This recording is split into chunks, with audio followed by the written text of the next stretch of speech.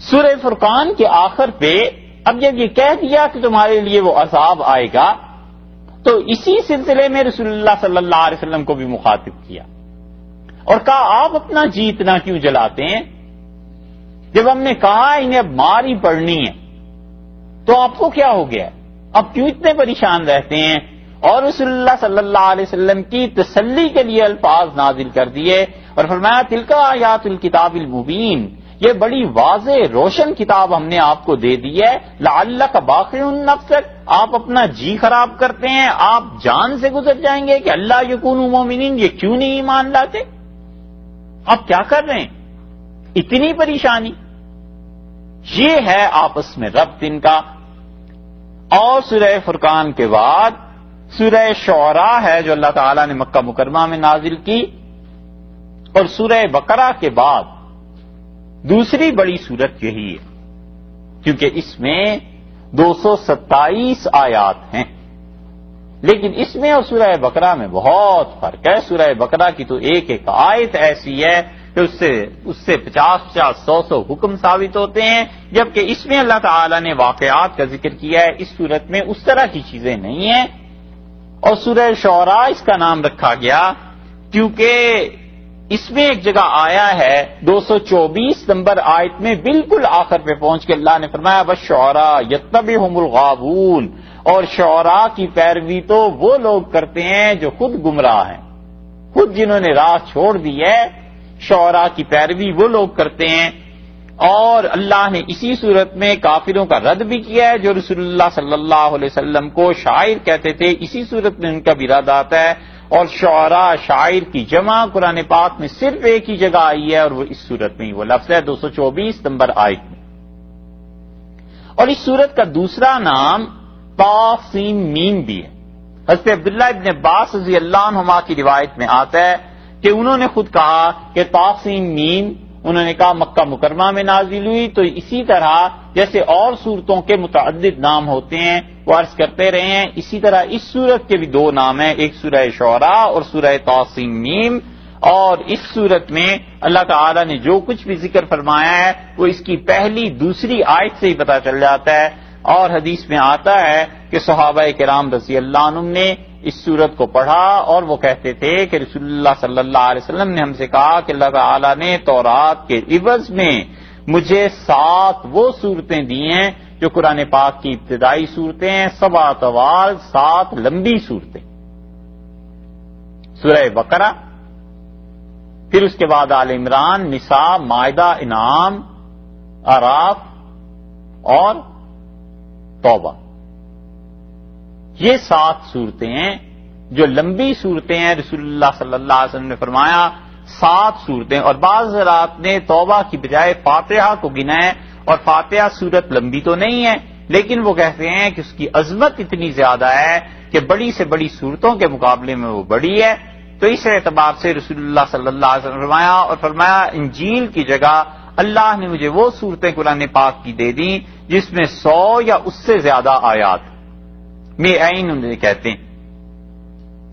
اور زبور کی جگہ رسول اللہ صلی اللہ علیہ وسلم نے فرمایا مجھے تواسین دی، اور تواسین کا مطلب وہ صورتیں جن کے آغاز تواسین تاسیم میم سے ہوتا ہے، اور آپ نے فرمایا زبور کے بدلے میں ہی اللہ نے مجھ پہ حوامیم نازل کی۔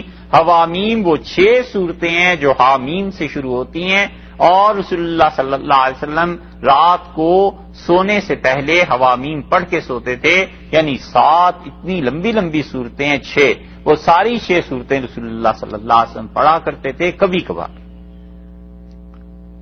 تو اس لیے یہ جو صورت ہے اس کو بھی رسول اللہ صلی اللہ علیہ وسلم نے فرمایا کہ یہ ان صورتوں میں جو زبور کی بجائے مجھے دی گئی ہیں، اور آپ نے فرمایا مجھ سے پہلے کسی نبی علیہ الصلوۃ والسلام کو ایسی چیز نہیں دی گئی جیسے وہ صورتیں دی گئی ہیں جو طاسیم میم سے شروع ہوتی ہیں، اور یہ وہ صورت کنز المال میں یہ حدیث آتی ہے۔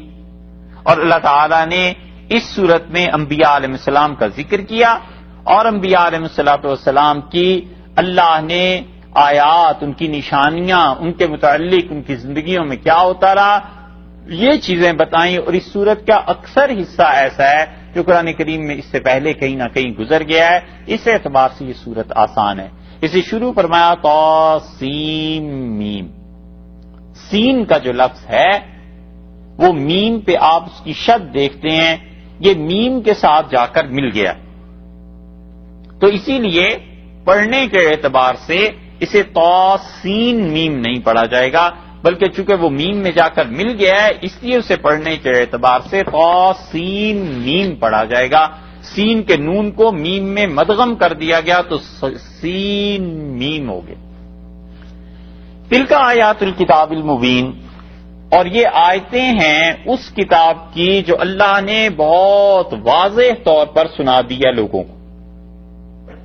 یہاں پر پہلا لفظ کتاب کی صفت اور تعریف جو بیان کی گئی اس میں فرمایا کہ یہ آیات ہیں.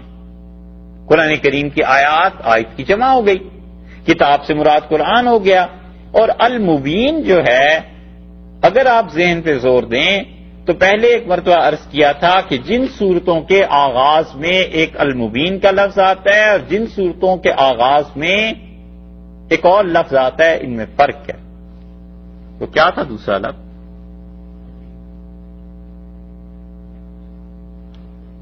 حکیم تھا. اور فرق کیا ہوا تھا؟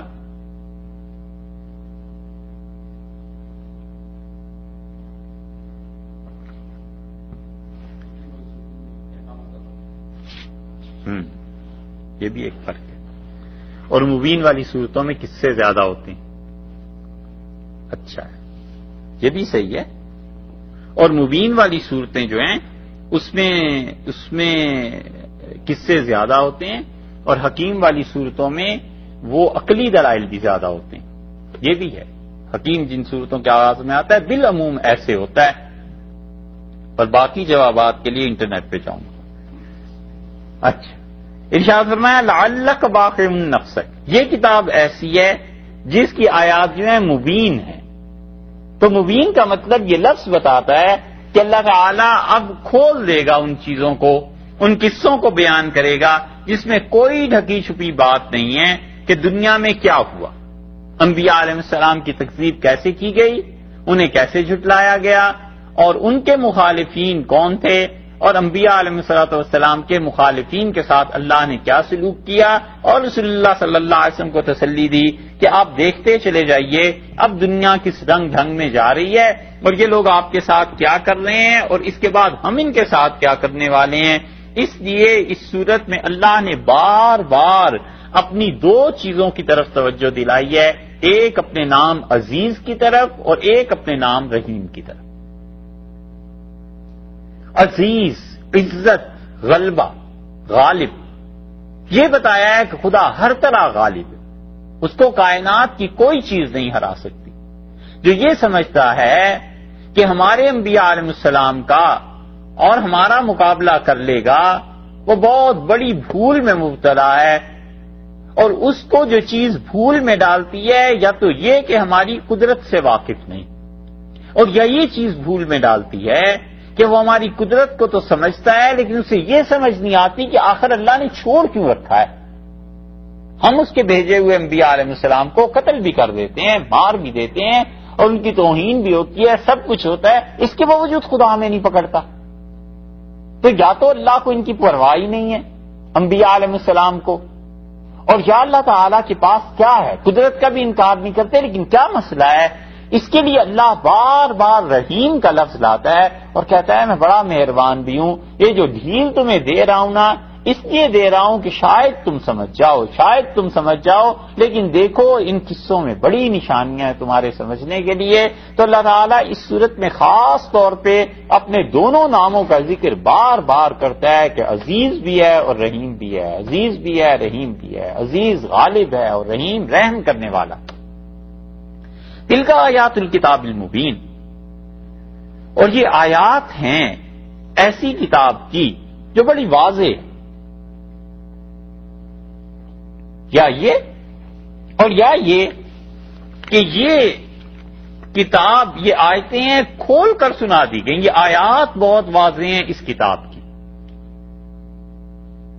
لعلہ کا شاید کہ آپ، اور اللہ تعالی جہاں لعلہ کا لفظ استعمال کرتے ہیں وہاں پر یقینی بات ہوتی ہے، جیسے بادشاہ کہتے ہیں چلیں شاید ہو ہی جائے، تو وہ ایک طرح کی امید دلانی ہوتی ہے کہ تم خاطر جمع رکھو، کسی سے بات نہ کرو، یہ بات ہو جائے۔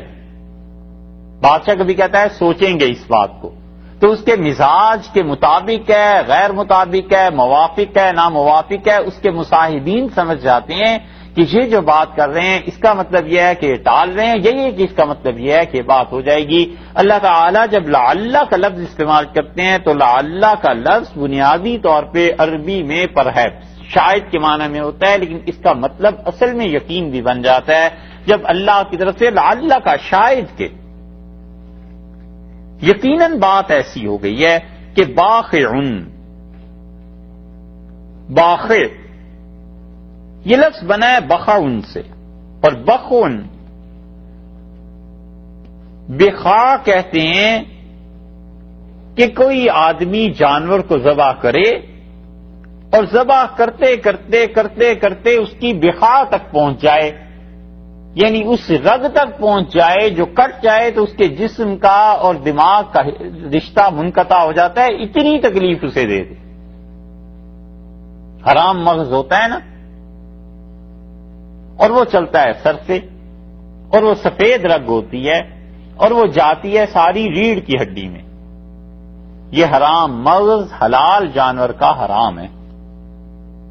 کسی بھی حلال جانور میں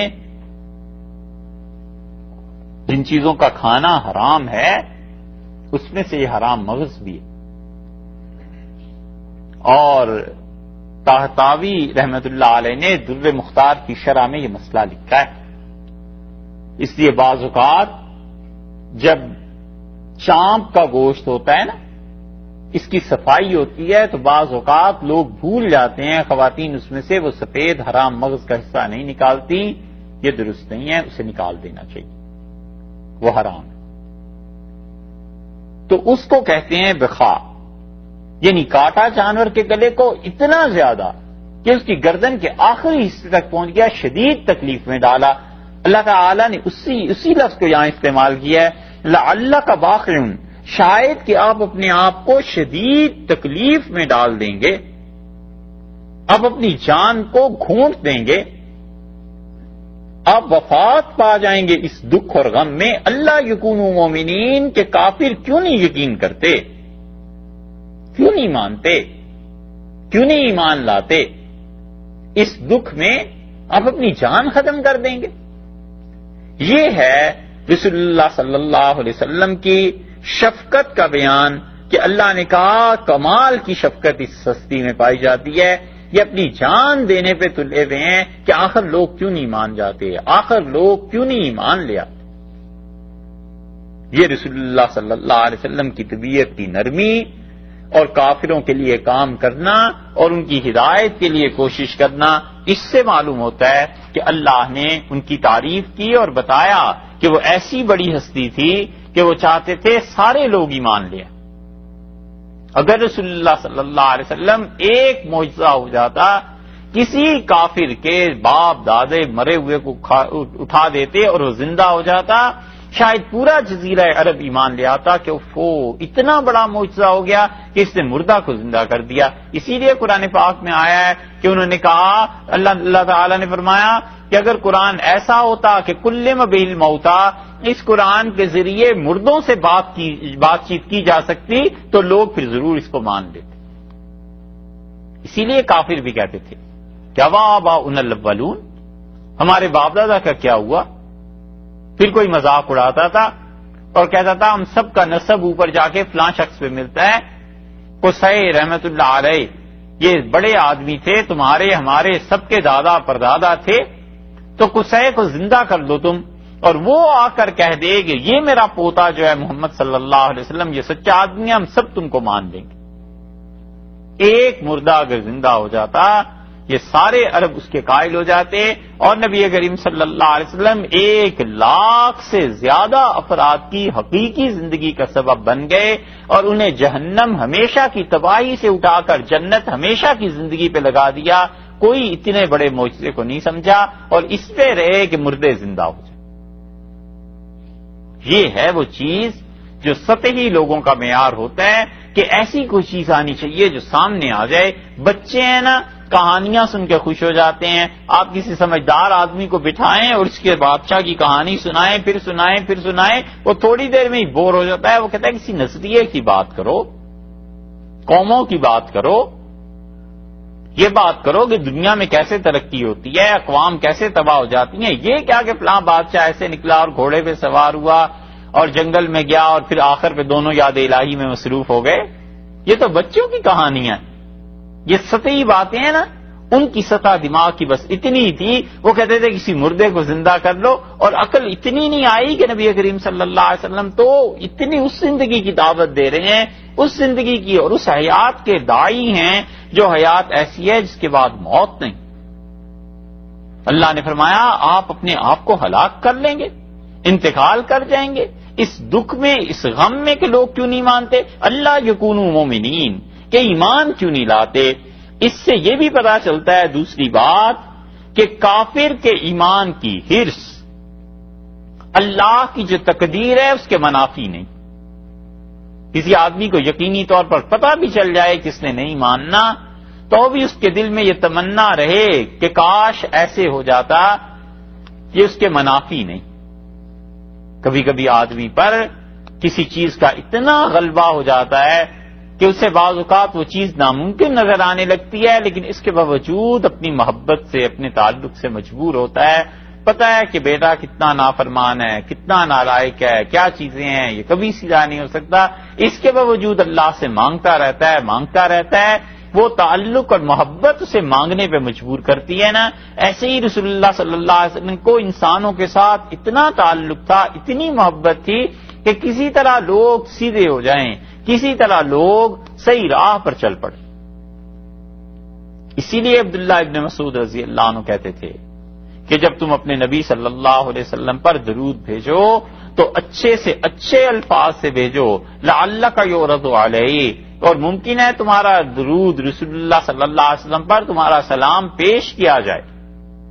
اور اسی لیے پھر ابن مسعود رضی اللہ عنہ نے رسول اللہ صلی اللہ علیہ وسلم کے لیے جو درود شریف کے الفاظ بتائے, بہت بڑے الفاظ بتائے, اور انہوں نے کہا ان الفاظ کے ذریعے رسول اللہ صلی اللہ علیہ وسلم پہ درود بھیجنا, اس میں تعریف ہے نبی کریم صلی اللہ علیہ وسلم کی, اور بہت زیادہ تعریف. شاہ ولی اللہ صاحب محدث دہلوی رحمۃ اللہ علیہ نے فیوز الحرمین میں ایک جگہ لکھا ہے. وہ کہتے ہیں کہ میں جب مدینہ منورہ میں گیا تو میں نے نبی کریم صلی اللہ علیہ وسلم کی روح مبارکہ کو دیکھا, اور میں نے دیکھا رسول اللہ صلی اللہ علیہ وسلم کی جو لوگ تعریف کرتے تھے آپ ان لوگوں سے بہت خوش ہوئے, کیونکہ رسول اللہ صلی اللہ علیہ وسلم اس جہان میں ہیں جہاں پر اب سچائی ہے. خوش ہوئے کہ امت نے, لوگوں نے اعتراف کیا اس بات کا کہ میں نے اللہ کی دی ہوئی رسالت کا حق ادا کر دیا. ابن مسعود رضی اللہ عنہ کی یہ روایت ہے جو ابن ماجہ میں آئی ہے. انہوں نے کہا اذا صلیتم علی رسول اللہ, جب تم نماز میں رسول اللہ صلی اللہ علیہ وسلم پہ درود بھیجو. یہ ابن ماجہ نے روایت نقل کی ہے نماز ہی کے باب میں کہ تشہد کیا ہے. ہم تو یہی پڑھتے ہیں نا اللہم صلی علی سیدنا محمد, یہ سارا. صحابہ رضی اللہ عنہ صرف اتنا ہی نہیں پڑھا کرتے تھے, یہ بھی وہی چیز ہے, بچپن میں یاد کر لیا تھا, اب بس موت تک وہی کچھ کرنا ہے. ایک غسل بچپن میں دے دیا تھا, ایک اب وفات کے وقت, درمیان میں کوئی ترقی نہیں کرنی. ہمارے یہاں ایک آدمی نے تقریر کی, وہ تھے پرانے ریٹائر فوجی, تو انہوں نے کہا میں اس قوم کا سپاہی ہوں, ہمیشہ کام کروں گا آپ کے لیے, ووٹ مجھے دیں. اگلے دن اسی جگہ ان کے مخالف نے تقریر کی اور اس نے کہا وہ کل آئے تھے سپاہی صاحب, انہیں کہنا تھا تم میں کوئی اگر صلاحیت ہوتی تو ترقی کرتے, کوئی میجر کرنل بنتے, ابھی تک سپاہی کے سپاہی رہے. لطیفہ کیا سچی بات ہے. اس لیے خیال آیا کہ دین ایسی چیز ہو گئی ہے اس میں مزید نہیں سیکھنا, بس اتنا کافی ہے جتنا بچپن میں مسجد نے سکھا دیا تھا, اور وہی درود شریف پڑھتے ہیں. حالانکہ اتنے زیادہ درود شریف پڑھتے تھے صحابہ رضی اللہ عنہم. اور اس میں سے ایک بات ایسی ہے جو عبد الرحمن بن ابی لیلہ کہتے تھے، دیکھو بات کتنی زبردست. وہ کہتے تھے کعب ابن عجرہ رضی اللہ عنہ سے میری ملاقات ہوئی اور میں نے ان سے پوچھا کہ رسول اللہ صلی اللہ علیہ وسلم نے کیا سکھایا تھا نماز میں. تو انہوں نے کہا میں نے حضرت صلی اللہ علیہ وسلم سے عرض کیا تھا کہ آپ پہ سلام پیش کرنا تو ہمیں آ گیا. یہ جو ہم پڑھتے ہیں نماز میں کہ السلام علیکم ایھا النبی، یہ تو ہمیں آ گیا. اب یہ بتائیں درود یعنی رحمت کی دعا کیا؟ یہ درود کا لفظ جو ہے یہ فارسی کا ہے. عربی میں جس چیز کو رحمت کہتے ہیں اس کو انہوں نے پرشین میں کر لیا. درود بھیجنا، سلام پیش کرنا، اللہ سے رحمت کی دعا کرنا، اصل معنی یہ ہے کہ اللہ سے یہ دعا کرنا کہ پروردگار ان پر رحمت نازل فرما. یہ اصل موضوع تو آئے گا 22ویں پارے میں، لیکن یہ رسول اللہ صلی اللہ علیہ وسلم کی جو شفقتیں ہیں نا، اس وجہ سے عرض کر رہے ہیں کہ کعب ابن عجرہ رضی اللہ عنہ سے انہوں نے پوچھا، عبد الرحمن بن ابی لیلہ رحمت اللہ علیہ نے ان کے شاگرد تھے. انہوں نے کہا رسول اللہ صلی اللہ علیہ وسلم آپ کو کیا سکھاتے تھے؟ انہوں نے کہا کہ میں نے عرض کیا تھا کہ ہم نے سلام تو سیکھ لیا، ہمیں یہ بتائیں ہم آپ کے لیے رحمت کی دعا کیسے کریں. تو یہ جو درود شریف ہم نماز میں پڑھتے ہیں، رسول اللہ صلی اللہ علیہ وسلم نے کعب رضی اللہ عنہ کہتے ہیں مجھے یہ تلقین کیا، مجھ سے کہا اس طرح پڑھا کرو. اور اللہم صلی علی سیدنا محمد سے لے کے اللہم بارک علی سیدنا محمد یہ سارا. تو تابعین کہتے ہیں کہ ہم جب یہ پڑھتے تھے اور آخر پہ کہتے تھے انک حمید مجید، تو اس کے بعد ہم یہ بھی کہتے تھے وعلینا معہم. یہ لفظ 3 ہی ہیں، وعلینا معہم، کہ اے اللہ، اس کا ترجمہ کیا بنا؟ اے اللہ جو برکتیں، جو رحمتیں، ہم یہی کہتے ہیں اللہ برکتیں اور رحمتیں نازل فرما حضرت محمد صلی اللہ علیہ وسلم پہ اور ان کی آل پہ، جیسے تو نے حضرت ابراہیم علیہ السلام اور ان کی آل پہ نازل کی، اور جیسے اللہ ان نے برکت دی تھی اسی طرح وہ برکتیں حضور صلی اللہ علیہ وسلم ان کی آل پہ نصیب فرما. کہتے تھے ہم اس کے بعد کہتے تھے انک حمید مجید، اور پھر کہتے تھے وعلینا معہم، اور اللہ ان اپنے 2 اتنے بڑے بڑے جلیل القدر پیغمبر اور ان کی اولادیں علیہم السلام، اس کے ساتھ ساتھ علینا معہم، اللہ ان کے ساتھ ہم پہ بھی یہی چیزیں نازل کر دیں. یہ کہنے کو 3 ہی لفظ ہیں وعلینا معہم. کتنی دیر لگ جاتی ہے؟ پورا منٹ لگ جاتا ہے اس کے پڑھنے میں. لیکن ایک بار بھی خدا قبول کر لے تو بندہ کہاں سے کہاں پہنچ جائے. یہ نہیں سیکھتے.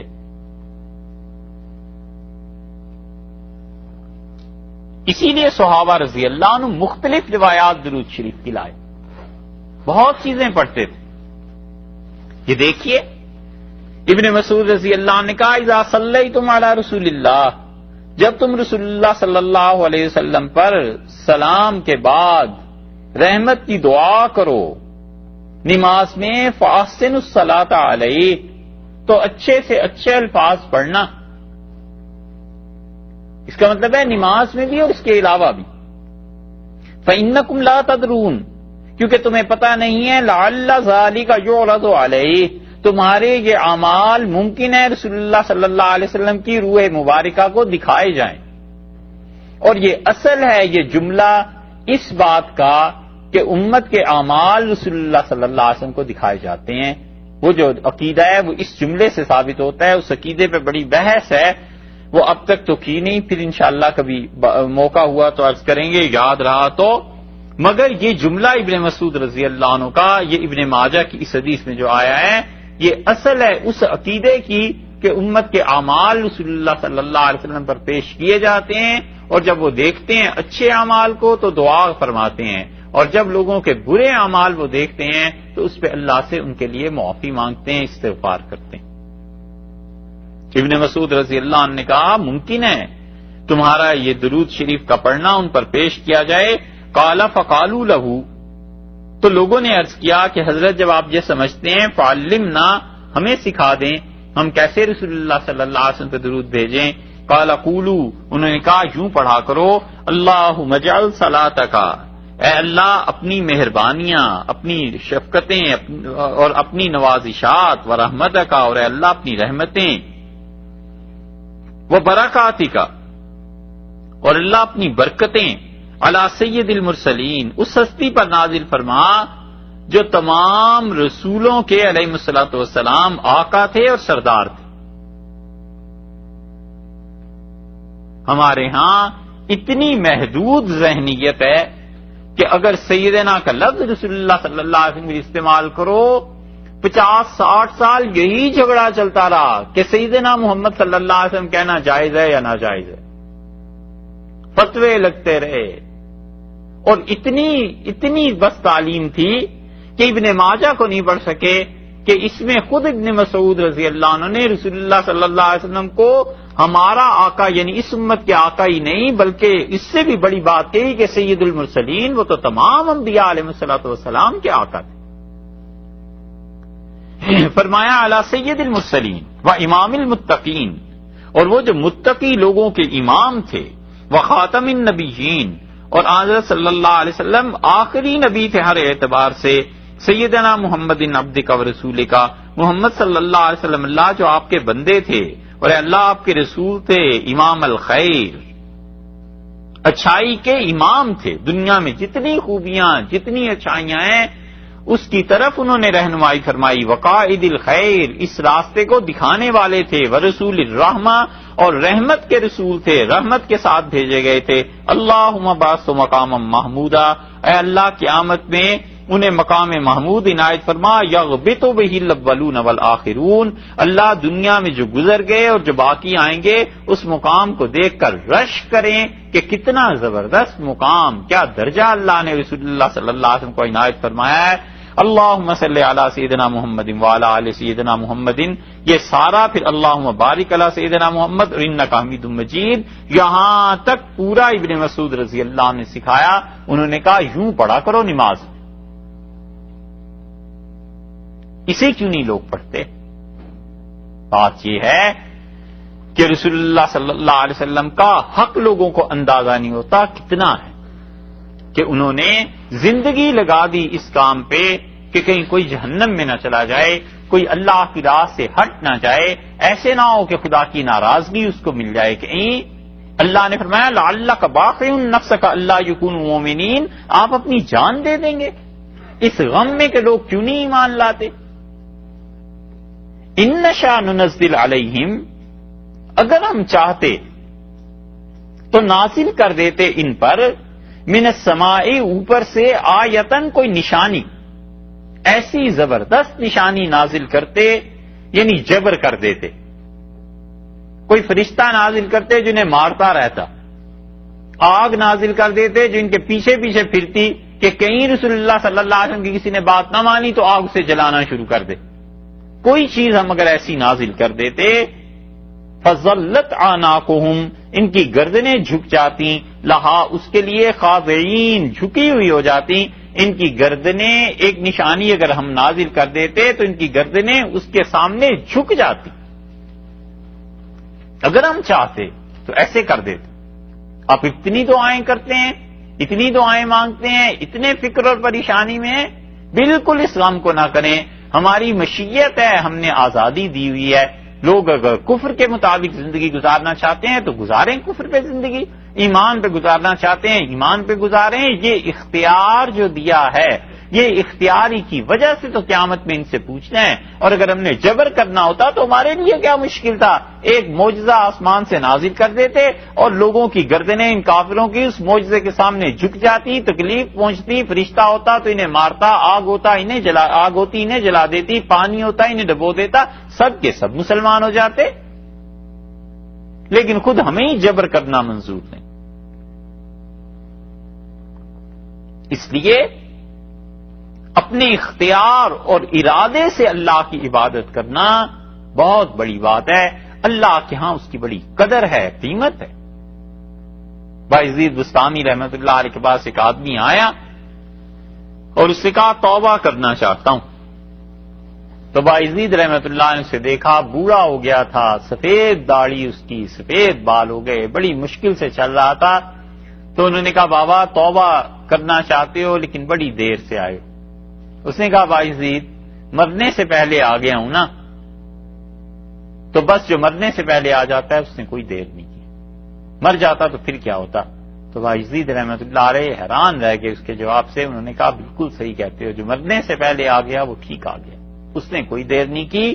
بات یہی ہے کہ اللہ تعالیٰ پسند کرتا ہے کہ لوگ اپنے اختیار سوچ سمجھ کے اس کی عبادت کریں، لوگ اپنے اختیار کو استعمال کریں، اللہ سے معافی مانگیں. ایک چیز یہ ہے کہ آدمی پر کوئی حادثہ مصیبت آ گئی اب خدا کی طرف رجوع کرتا ہے، ایک یہ کہ اپنے ارادے اختیار سے رجوع کرتا ہے، دونوں میں فرق ہے. اسی لیے رسول اللہ صلی اللہ علیہ وسلم نے فرمایا کہ اگر تمہیں یہ پسند ہو کہ تمہاری دعائیں کرب اور تکلیف میں سنی جائیں تو اس وقت اللہ سے دعا مانگتے رہا کرو جب تم پر اچھے حالات آتے ہیں، جب تم پہ خوشحالی ہے، کوئی اب دعا مانگنے کی بظاہر ضرورت نہیں نہ رہی. فرمایا اس موقع پہ اللہ کو پکارتے رہا کرو، شکر ادا کرتے رہا کرو، اللہ مشکل حالات میں تمہیں نہیں چھوڑے.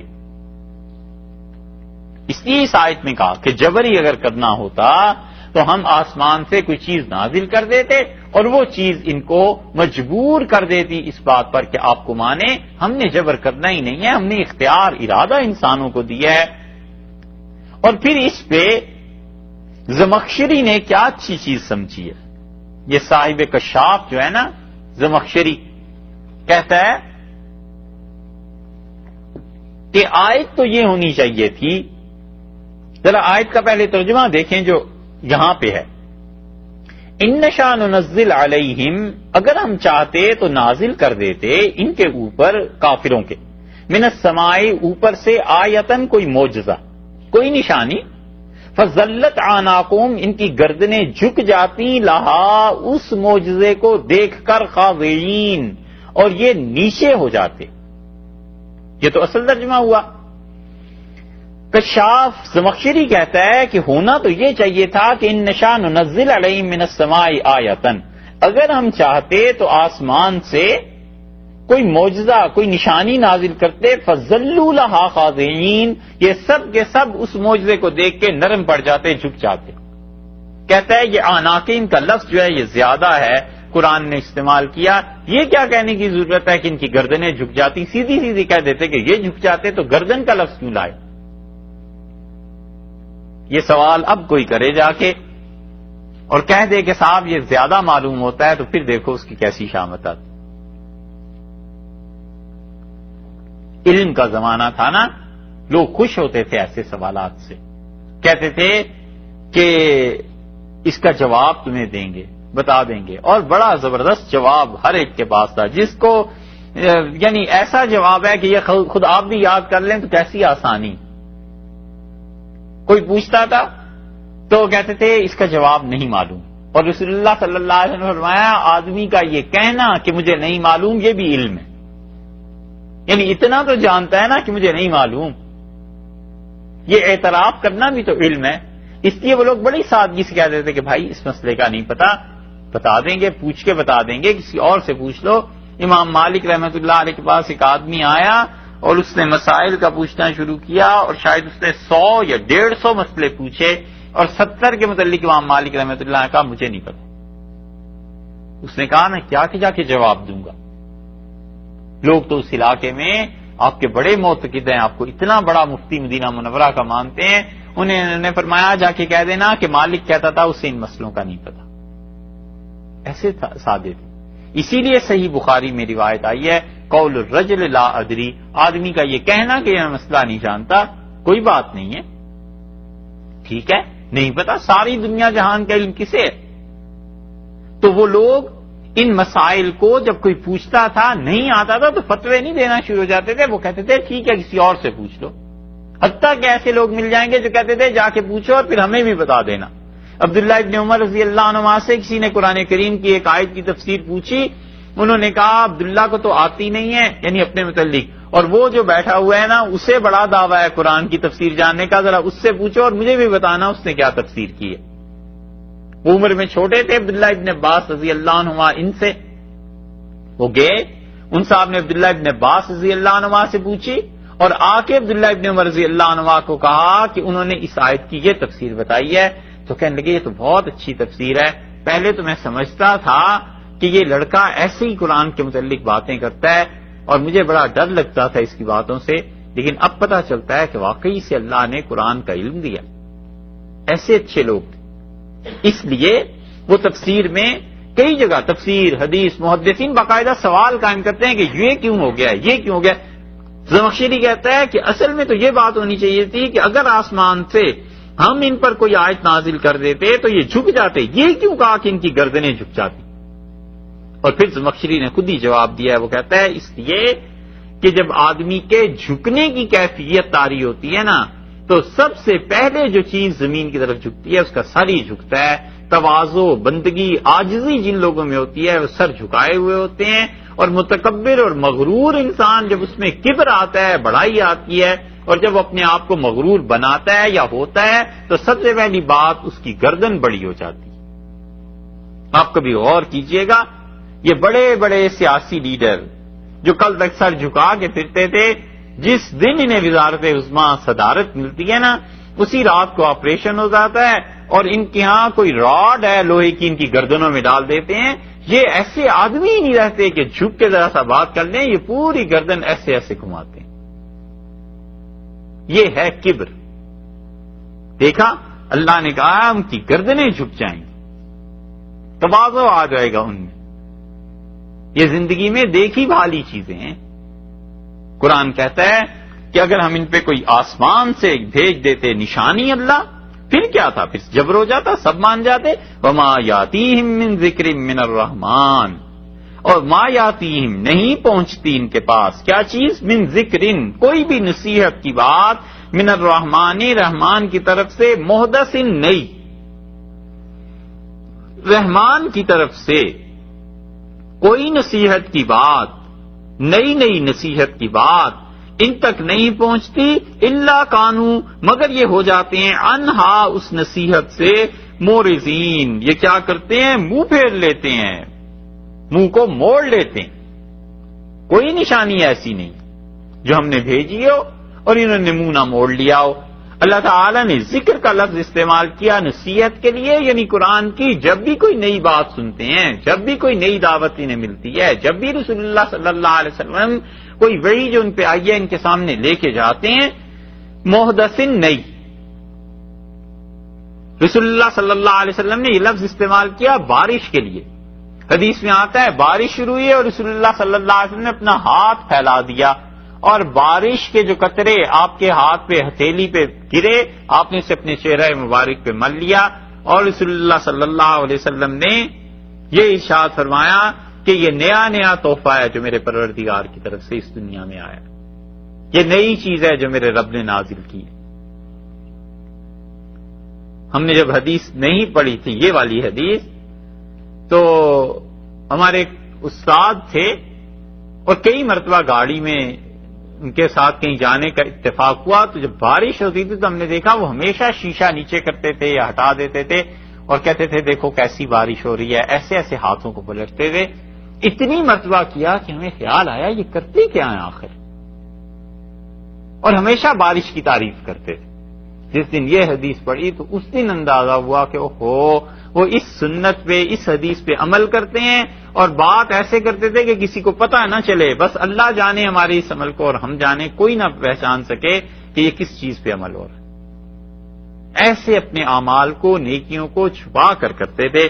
اللہ نے فرمایا وما یاتیم من ذکر من الرحمن محدث، اور جب بھی کوئی نئی نصیحت ان کے رحمان خدا کی طرف سے آتی ہے، رحمان کا لفظ لے آئے یعنی بہت مہربانی جو ان پہ کرنے والا ہے. الا کانوا عنہا مورزین، مگر یہ لوگ کیا کرتے ہیں؟ مورزین، اعراض کرتے ہیں، منہ پھیر لیتے ہیں، سنتے ہی نہیں ہیں، جیسے اس نصیحت کے ساتھ ان کا تعلق ہی نہیں ہے.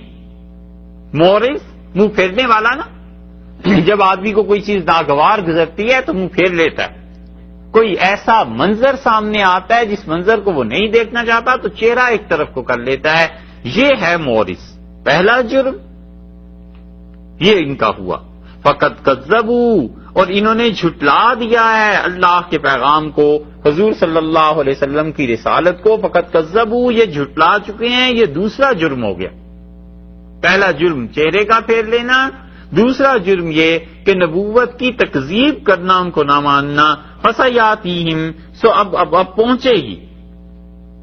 سین کا لفظ جو ہے، سین اور صوفہ یہ دونوں معانی میں عربی میں استعمال ہوتا ہے، یعنی یقیناً یہ بات ہو جائے گی یا یہ کہ ابھی پہنچے گی، بس تھوڑی سی دیر رہ گئی ہے. فسیاتیم، انہیں ضرور پہنچے گی، انباء، ان چیزوں کی حقیقت، ما کانو، جن کے لیے بہی یستہزئون، یہ جس کا مذاق اڑاتے ہیں، اس جرم کی حقیقت ان پہ کھل جائے گی. انہیں پتہ چل جائے گا کہ یہ جرائم کتنے بڑے ہیں اور مذاق اڑانے والوں کا انجام کیا ہوا کرتا ہے. تیسرا جرم ہو گیا، پہلا جرم ہو گیا اعراض، دوسرے ہو گئی تکذیب، اور تیسرا جرم یہ کہ استہزاء، مذاق اڑانا. صرف جھٹلاتے ہی نہیں، اس کے ساتھ ساتھ مذاق بھی اڑاتے ہیں. اور یہ دلیل ہے اس بات کی کہ آدمی کسی بھی مذہب کا مذاق نہ اڑائے. مذہب ہے، سمجھ نہیں آتا، ٹھیک ہے، آپ اس کا علمی طور پہ رد کریں، لیکن اس کا مذاق نہیں اڑانا چاہیے. اس لیے کہ جن مذاہب کا حال ہمیں معلوم نہیں ہے کہ ان کے بانی کون تھے، بڑے لوگ کون تھے. ممکن ہے آج سے 10,000 سال پہلے وہ اپنے مذہب میں جو آیا ہے یا لایا ہے وہ اللہ کا پیغمبر ہو، اور آہستہ آہستہ اس کی تعلیمات ساری مسخ ہو گئی ہوں.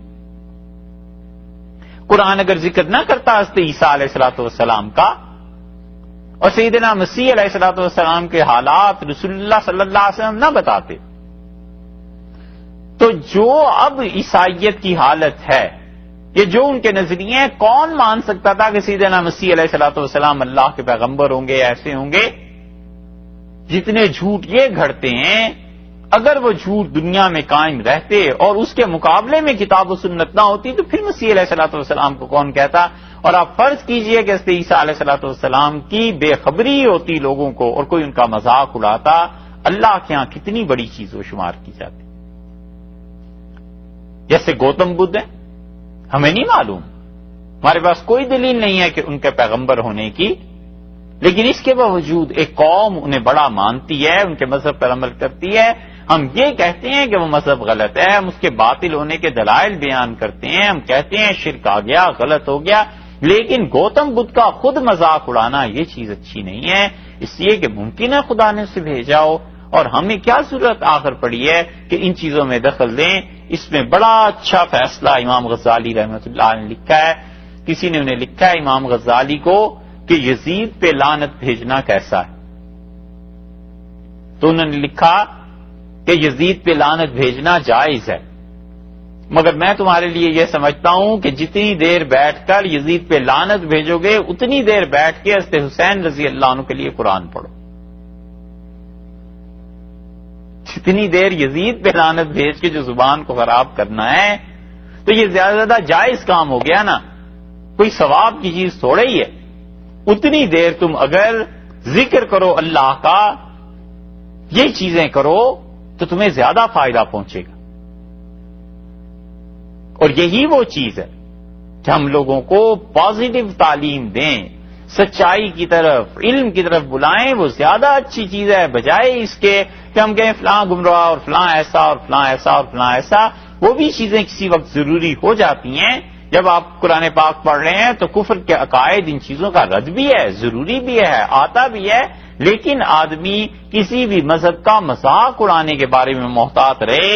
انہوں نے مذاق اڑایا تھا نبی کریم صلی اللہ علیہ وسلم کا، پیغمبر برحق علیہ الصلوۃ والسلام کا اور ان کی تعلیمات کا. اللہ نے کہا تینوں جرم یہ کر چکے ہیں. فقط کذبوا فسیاتیہم انباء، ان کے پاس اب حقیقت آ جائے گی، انہیں پتہ چل جائے گا ان چیزوں کا. یہ انباء کا لفظ جو ہے نا، جہاں پہ نون لکھا ہوا ہے، اس کے اوپر چھوٹی سی ایک میم نظر آتی ہے.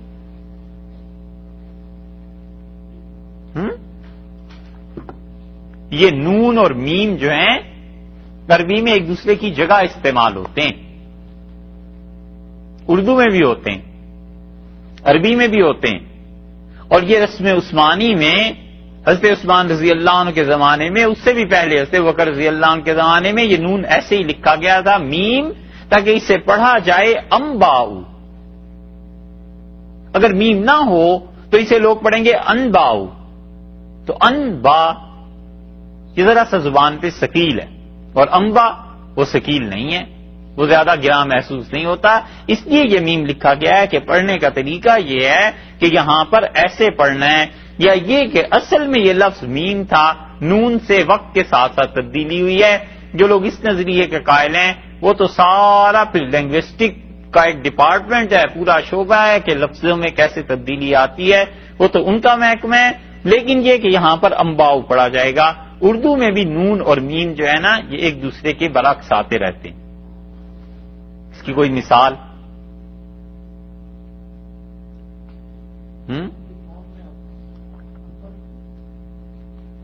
صحیح ڈھونڈی ہے, گڈ. انبا, امب اور امب. ہندوستان میں ایک شہر ہے اس کا نام ہے امبیٹھی, امبیٹھا. کہاں ہے یہ؟ یو پی کوئی تھوڑا بڑا ہے یار, یو پی پورے پاکستان جتنا ہے. یو پی میں نہ ہوا تو کہنا ہے بہار میں, لو بنگال میں, یو پی میں ہے. امبیٹھا جگہ ہے اب بھی. اور امبیٹھا جو ہے نا یہ اصل میں ہر طرف سے بہت بڑے بڑے باغات تھے. آج سے کوئی 150 سال پہلے ہندوستان میں آم یہاں کا مشہور تھا. اس میں دکانیں ہوتی تھیں آم کی, تو اس کا اصل نام پڑا امب ہٹا. یعنی جس ہٹی پہ, جس ہٹ پہ, ہٹا تو ہٹی سے بھی بڑا ہو گیا نا, ہٹی تو چھوٹی سی ہوتی ہے, ہٹا اس سے بھی بڑا ہو گیا. اس پہ کیا بکتے تھے؟ امب بکتے تھے, آم بکا کرتے تھے.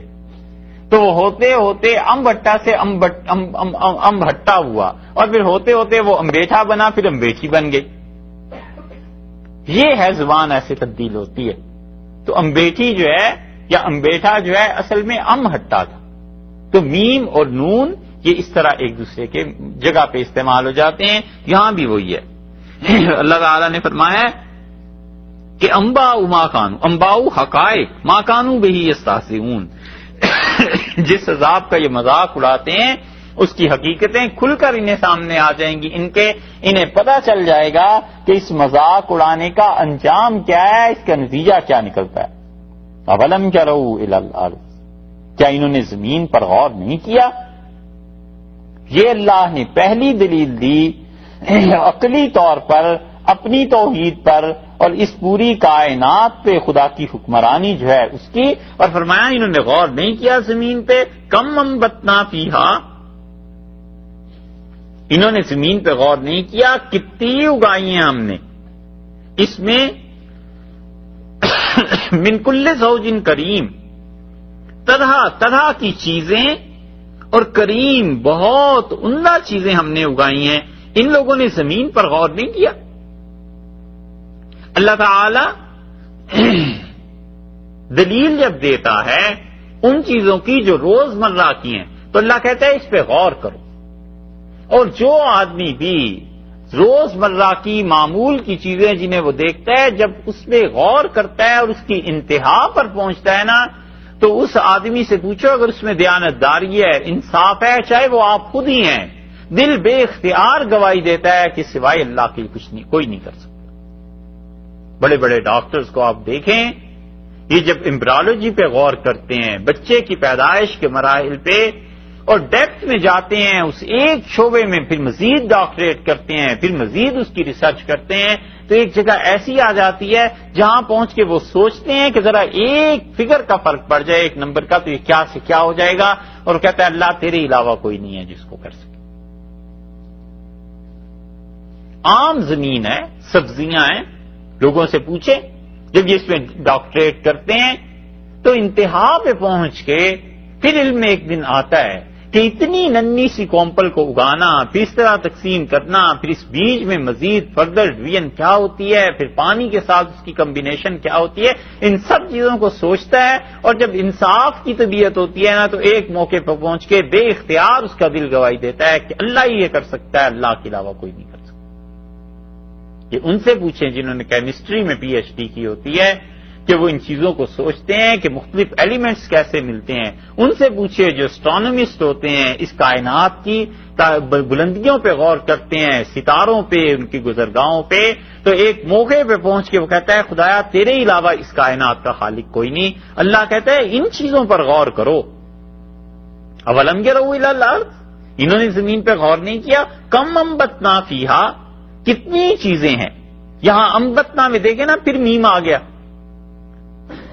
تو اسے انبتنا نہیں پڑھا جا سکتا، انبتنا ہی پڑھنا پڑے گا. انبتنا فیہا، ہم نے اس میں پیدا کیے ہیں، من کل زوج کریم، کیسی کیسی طرح طرح کی چیزیں. زوج کہتے ہیں جوڑے کو، اور زوج کہتے ہیں کائنڈ، قسم. تو ایک ترجمہ تو یہ کیا گیا کہ ہم نے اس زمین میں جتنی بھی چیزیں پیدا کی ہیں، لوگ سوچیں کتنی چیزیں ہیں، کتنی ہماری مخلوق ہے، اس میں ہم نے جوڑے بنا دیے ہیں کہ اس میں انسانوں کا نظام ہے، جانوروں کا نظام ہے، جنات کا نظام ہے، اسی طرح زمین سے جو چیزیں ہوتی ہیں ان کا نظام ہے، درخت جو پیدا ہوتے ہیں ان کا نظام ہے. ہر ایک چیز میں اللہ نے جوڑا بنا دیا ہے. سوچیں لوگ کتنی خدا نے گہری حکمت کی چیزیں انہیں بتائیں. اور دوسرا ترجمہ یہ کیا گیا کہ کتنی چیزیں ہیں بھانت بھانت کی، طرح طرح کی. زوج قسمیں، کائنڈز. کسی ایک چیز کو لے لیں، سبزیوں کو لے لیں. اب سبزیوں میں آپ دیکھیں، آپ سوچنا شروع کریں تو سبزیوں میں وہ سبزیاں جن کی بیلیں چڑھتی ہیں، جن کی بیلیں اوپر کی طرف جاتی ہیں. سبزیوں میں وہ سبزیاں جو زمین کے اندر پیدا ہوتی ہیں، وہ سبزیاں جو باہر پیدا ہوتی ہیں، وہ سبزیاں جن میں پھول بنتے ہیں، وہ سبزیاں جن میں پھول بنتے ہیں اور اس کے بعد پھول ہی کو استعمال کیا جاتا ہے، اور جس میں پھول پکتا ہے اور پھر اس کے بعد اس کا پھل بن جاتا ہے. کتنی کسی قسم میں چلے جائیے آگے، اس کی فردر کتنی قسمیں ہیں. اللہ نے فرمایا انہوں نے غور نہیں کیا. اور پھر لفظ لائے ہیں کریم کا. کریم کا مطلب عمدہ، پسندیدہ چیز. عرب بولتے تھے اور کہتے تھے نخلۃ کریمہ. یہ ایسا کھجور کا درخت ہے جو کریمہ ہے، یعنی بڑے ٹاپ کی کھجور ہے، کوالٹی کے اعتبار سے. جب کسی پھل کی تعریف کرنی ہوتی تھی تو اس کے ساتھ کریمہ لاتے تھے. جانور کی تعریف کرنی ہوتی تھی تو کہتے تھے ناقۃ کریمہ. یہ اونٹنی بہت اچھی ہے، بہت دودھ دیتی ہے، یہ اونٹنی، اس کی نسل بڑی اچھی چلتی ہے. اس طرح بولتے تھے. اللہ نے زوج کے ساتھ کریم کا لفظ لگا دیا، یعنی ایک ایک قسم پر تم غور کرو اور اس غور کے بعد دیکھو کتنی عمدہ چیزیں اللہ نے پیدا کی ہیں. ان فی ذالک، اور بلا شبہ اس میں لآیتن، بڑا عظیم نشان ہے. آیتن کو تنوین آ گئی، اس کے مطلب یہ ہو گیا کہ اس میں بہت بڑا نشان ہے، عظیم الشان نشان ہے. ایسا نشان جس کے بعد ایمان لانا ضروری ہو جاتا ہے. جب تم غور کرو گے ایک موقع پہ پہنچ کر تمہارا دل گواہی دے گا کہ واقعی یہ چیز اللہ ہی کر سکتا ہے. جب یہ گواہی اندر سے اٹھنے لگے تو اب زبان سے بھی اقرار کر لو اور کہو اللہ ہی ہے جو ایسے کام ہے، اللہ کے علاوہ کوئی ایسے کام نہیں کر سکتا.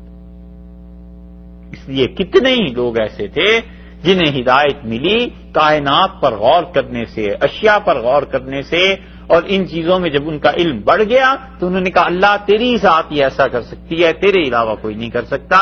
مکہ مکرمہ میں کافروں نے 7 برس تک یا 11 برس تک بتوں کی عبادت چھوڑ دی. جب یہ اصحاب فیل کا واقعہ ہوا ہے، ہاتھی والے آئے تو ان کے شعراء نے بڑے زبردست قصیدے کہے. قریش کی عظمت اور طاقت کو مان گئے، لوہا جم گیا قریش کا. اور قریش ہی تھے جنہوں نے بیت اللہ کو بچانا تھا، اور ساری عرب دنیا دیکھ رہی تھی کہ ابراہ آیا ہے اور اب دیکھو قریش کیا کرتے ہیں. اور جب قریش کی اللہ کی طرف سے مدد آ گئی، خدا نے اپنے گھر کو بچا لیا، تو قریش کی تو روب جم گیا پورے عربوں پہ. انہوں نے کہا یہ قریش یہ اللہ والے ہیں، یہ اللہ کے خاص بندے ہیں، خدا کی رحمتیں ان پہ نازل ہوتی ہیں، قریش کو کچھ نہ کہنا، اللہ کا ان کے ساتھ خاص تعلق ہے. اور اس موقع پہ عرب شعراء نے جو شاعری کی ہے اس میں صاف صاف کہتے ہیں کہ اللہ اس تیرے گھر کو بچانے والا تیرے علاوہ کوئی نہیں. لیکن اس کے باوجود پھر موقع ملتا تھا شرک کرتے تھے. دل مانتا تھا اور عمل میں پھر گئے تھے. دل مانتا تھا اور زبان سے پھر بھی ایسے شرکیہ جملے کہتے تھے. یہ چیز ہے اللہ نے کہا جب تمہارا علم، جب تمہاری نشانیوں پہ غور اور فکر کی انتہا ہو جائے اور تمہارا دل کہتا ہے کہ اندر سے کہ اللہ ہے، ان فی ذالک لآیۃ، اس میں بہت بڑی نشانی ہے میرے ہونے کی، وما کان اکثرهم مومنین، اور لوگوں کی اکثریت ایمان نہیں لاتی، اس دل کی آواز کو دبا دیتے ہیں، اس دل کی آواز پر کان نہیں دھرتے اور کہتے ہیں نہیں ماننا۔ وَإِنَّ رَبَّكَ، اور بلا شبہ تیرا پروردگار، لَهُوَ الْعَزِیزُ، وہ بڑا غالب ہے، وہ چاہے تو اس انکار پر اسی وقت سزا دے دے، اسی وقت جوتے پڑنے لگیں کسی کو، الرحیم، لیکن بڑا مہربان ہے، وہ مہلت دے دیتا ہے کہ سوچو، غور کرو، اور ممکن ہے تم ایمان لے آؤ، ہم تمہیں اور مہلت دے دیتے۔ اس لیے جو لوگ مہلت پہ چل رہے ہوتے ہیں نا، جن کے ویزے کی تھوڑی سی ایکسٹینشن ہوئی ہوتی ہے، انہیں زیادہ چوکنا رہنا چاہیے کہ اس ملک میں قانون جو ہے بالکل ہی ہاتھ میں نہیں لینا، میں تو پہلے ہی ایکسٹینشن پہ چل رہا ہوں۔ ایسے ہی اللہ کے ہاں سے جن کو مہلت ملی ہوئی ہوتی ہے ان کا معاملہ اور زیادہ سنجیدہ ہو جاتا ہے۔ اللہ نے اس لیے نہیں چھوڑا ہوا ہوتا کہ خدا انہیں پکڑ نہیں سکتا، خدا نے مہلت دی ہوئی ہوتی ہے کہ دیکھو ہم نے مہلت دے دی ہے، اور اب دیکھتے ہیں تم کتنے عرصے تک اس مہلت سے فائدہ اٹھاتے ہو، کب ہمیں مانتے ہو۔